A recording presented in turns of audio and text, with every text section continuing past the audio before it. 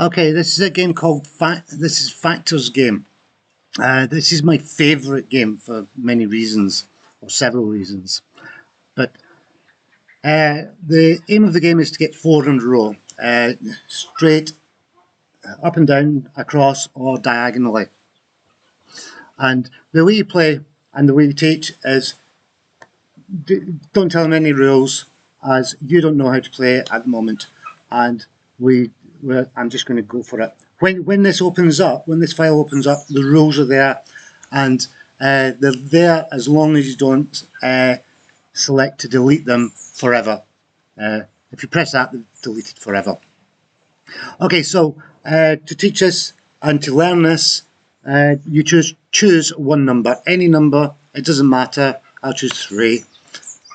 And what happens with the 3, up in the top, it shows the calculation. So we've got 3 times 3, or 3 times something, and the yellow has to choose a number to multiply 3 by to select that square on the grid.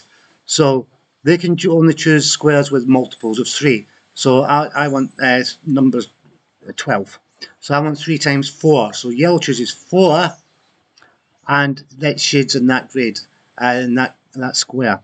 But now that 4, the last 4 that was chosen, now becomes the first number for the green team. So the yellow team and the green team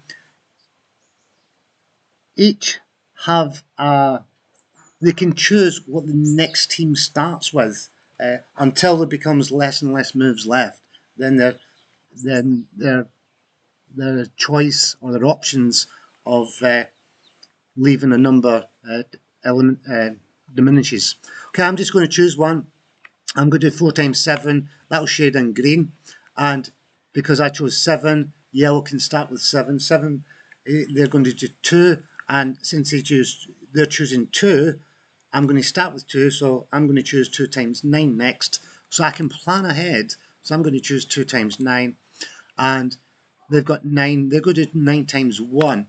Now, they're almost got a 4 in a row, but they don't automatically have that 4 in a row because they only get it if I leave a 2 or a 5. So if I leave 1 times 2 or 1 times 5, they win on the next time. But I'm not going to choose that. 1 times 5 would be good for me, but 1 times 8, that's acceptable. So now I haven't got 3 in a row yet, so the yellow team can choose pretty much anything. So they're going to build up down here with a 3. So I can't get 3 times 10 because it only goes up to 9, so I can't get the 30. I could get 27, and 3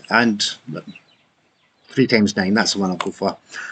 And then we've got 9, and it's still yellow can't get this 4, even though there's only 1 away from it. So they're going to do 9 times something down here.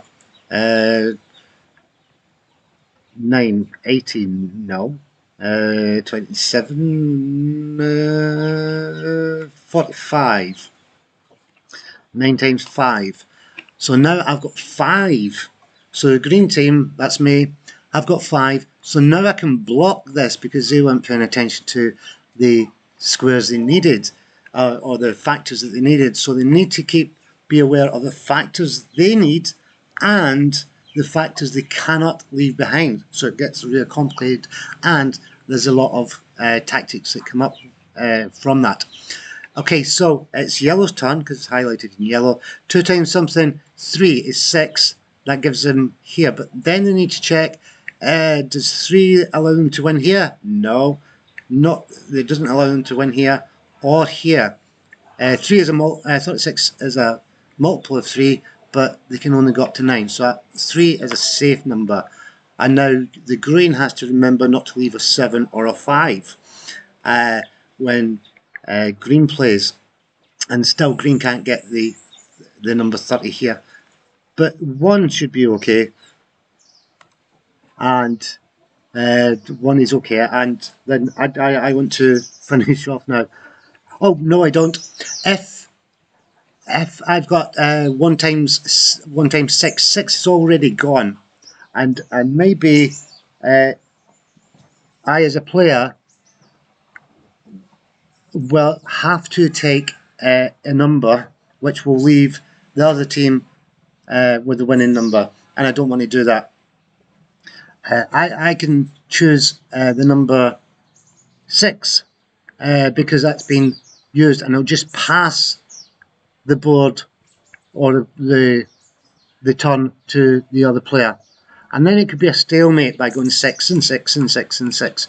So the teacher will say, when this comes up, you can, if you pass it and the other person passes it back to you on the same number, then you have to choose a different number because the other team is automatically going to win, and it's not a game for doing that with. Perhaps they do it by accident and then they lose a turn, which is why it's there. Okay, so if I do 1, I'm just trying to win. Oh, I can't get 38. I'm not on that one. 35. Oh, let's go for 5. Is that the right one? 5 times 6. Okay, now there's 6 here. There's 4 in a row for the green, green, green, green, green.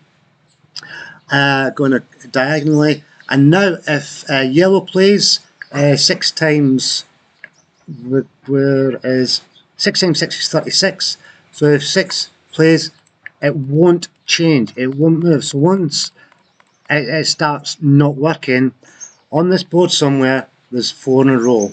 That means the winner, even if they don't know they've won, or they've won by accident, or the teacher hasn't noticed, then the winner can be pronounced properly.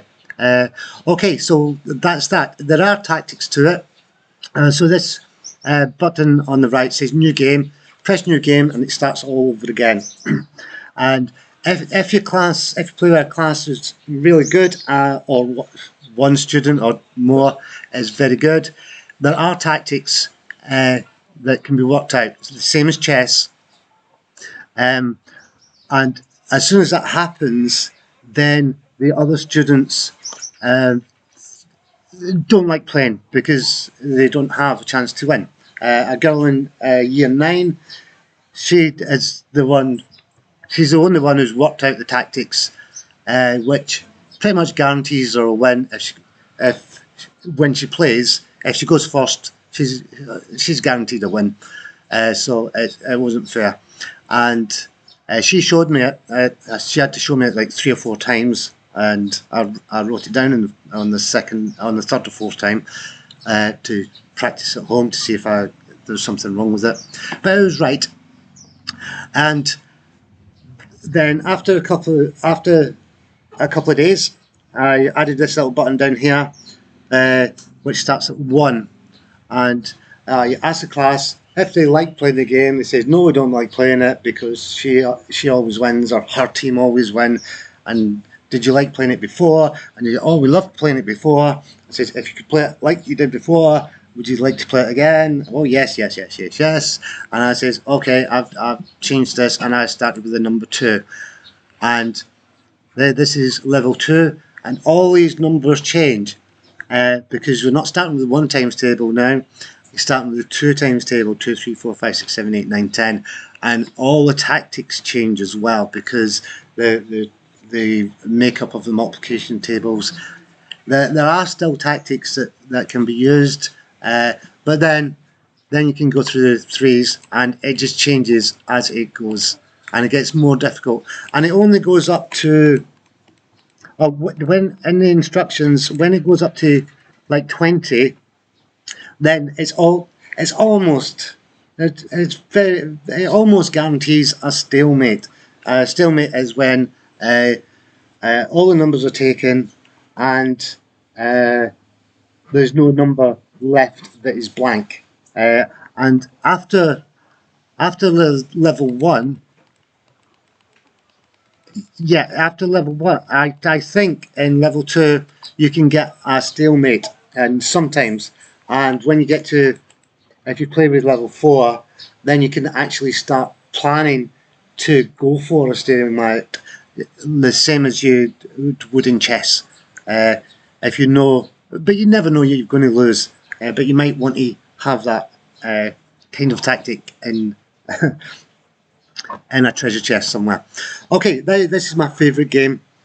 And excuse me, I just wiped my eyes because it's so hot and I'm sweating here.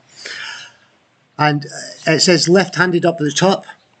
This is for the teacher's control, which are these buttons here. Change back to ones, and left-handed just moves it to the left-hand side of the board, and it will stay static there, and it will change the colours here. Or the teacher playing right-handed will change the colours over here. And if a two-player, so if two students are playing on an interactive whiteboard or a touchscreen laptop, the two-player, it will adjust from left to right, so there's no moving about, and it's whatever the students put in, and it will fill in. Okay, thanks very much, and I hope you enjoy.